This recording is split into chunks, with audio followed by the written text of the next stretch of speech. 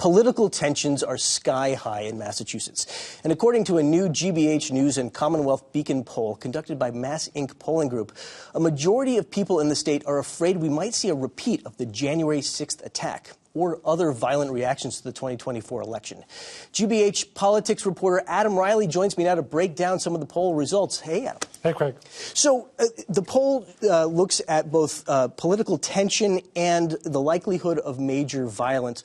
Basically, what did it tell us? What did we find out about Massachusetts? We found out that residents of Massachusetts are really pessimistic about our civic well-being right now.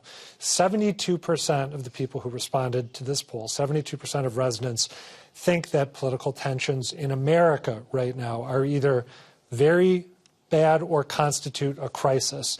39% say they're very bad, 33% say that they're a crisis. But again, that's 72% of people saying that things are about as bad as they can get. And then when you ask people if it's likely that the U.S. is going to see major violence in connection with the 2024 presidential election, 64% of people in Massachusetts say that we are. So when you put those two things together, what it says to me is that there's an incredibly high level of anxiety and concern. Yeah, I mean, there's a lot going on right now, of course. What do you think are the main forces behind what we're seeing in these numbers?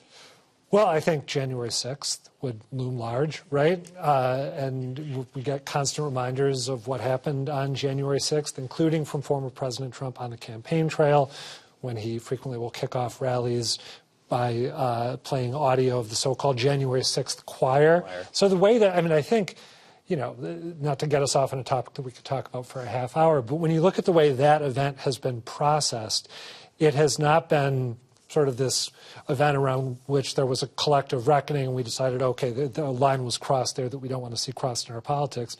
It's actually being celebrated to an extent by one of the presidential candidates. I think that's, I mean, you can't offer an assessment of what's going on without mentioning that. And the former president's willingness to, for example, disseminate an image of President Biden hogtied that he saw on the back of a pickup truck, warnings of a bloodbath if Biden is reelected. I know that there are people on the right who will hear me making these points and will say, well, what about these things that happen on the left? And it's, you know, as Juliette Kayyem, former Massachusetts Homeland Security advisor, I spoke with her and she said, you can both sides this. You can talk about Antifa on the left, for example, but only one of the presidential candidates is routinely campaigning, suggesting that this stuff is appropriate. Okay. One of the things the poll did was look at this by demographics. Can you tell us, what did it tell us about how people are feeling across demographic lines? There are some interesting divides. 76% of white respondents said they thought tensions were either very bad or, forgive me, I think I got that wrong, very bad or constituted a crisis. There we go. Let's try and remember the crisis phrase. You compare that to the number of black respondents who said that tensions are very bad or constitute a crisis, and that's just 49%. So to me, again, 49% is a big number. It's a lot of people thinking that, but there's also a huge gulf between 76 and 49. That one struck me right off the bat. Yeah. Probably more than any other one. Yeah. Also, what about the political violence question and the demographic breakdown there? In terms of what the level of concern is across different groups. I'm going to refer to my notes again just because it's hard for me to commit all these numbers to memory. Sure. 69% of Democrats say that major violence is likely in connection with the presidential election. Republicans are less concerned. Their number is 60%. So again, high numbers in both cases, but a noticeable delta between those two groups. Okay, okay. There was another poll that talked about just how many people feel that political violence might be justified, right? Yep. And that's actually, if we were to poll these questions again, I would love to learn how our fellow Massachusetts residents feel about this. But in a poll that came out just a couple days ago, PBS NewsHour, NPR, and Marist found that 20% of Americans think political violence might be justified or might be necessary to get the country back on track. And when you look at that number, which is troubling to me in and of itself as someone who does not want to live in a country where people see political violence as necessary, there's a stark difference when you break it down by party. 12% of Democrats feel that way, 18% of independents feel that way, and 28% of Republicans think political violence may be necessary to get us where we need to be.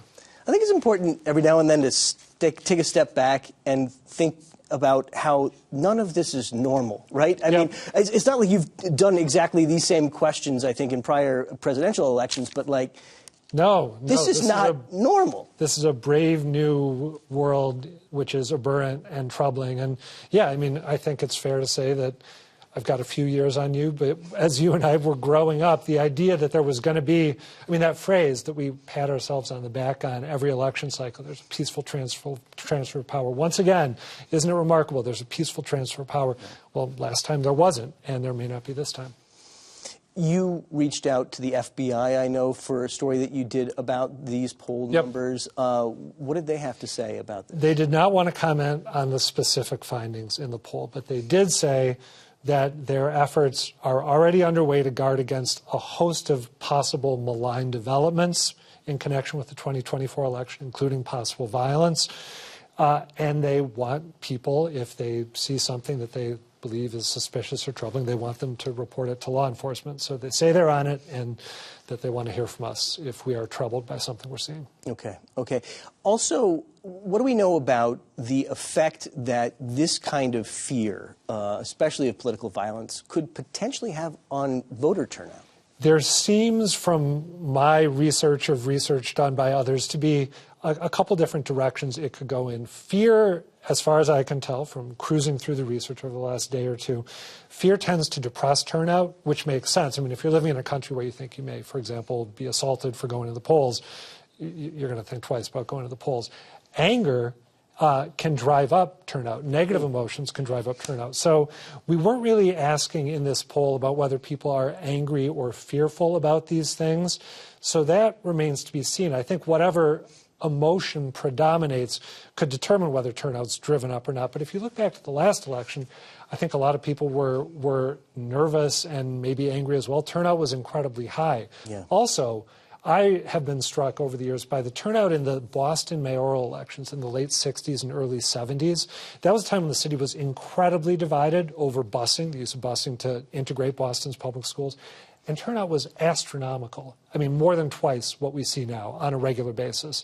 So sometimes if people are upset about something, it's more likely to get them at the polls. We'll see if that happens in this case. And I know that this is just part of what the poll was, and there's more to come, essentially. There's a whole bunch of findings that we are going to be meeting out over the course of several days. I can't remember if you're having other people back to talk about this stuff this week. I think you may be. But, yeah, everything from how people feel about the situation in Gaza to State Auditor Diana DeZoglio's push to audit the state legislature to the migrant crisis, a whole bunch of other topics that we're going to be trying to let people know about. Okay, well, stay tuned for sure. Adam Reilly, thank you so much for coming to talk to us about this. Good to see you. We're going to have more on the poll, as we said, tomorrow on GBH News as we continue to share what's been learned from Massachusetts residents.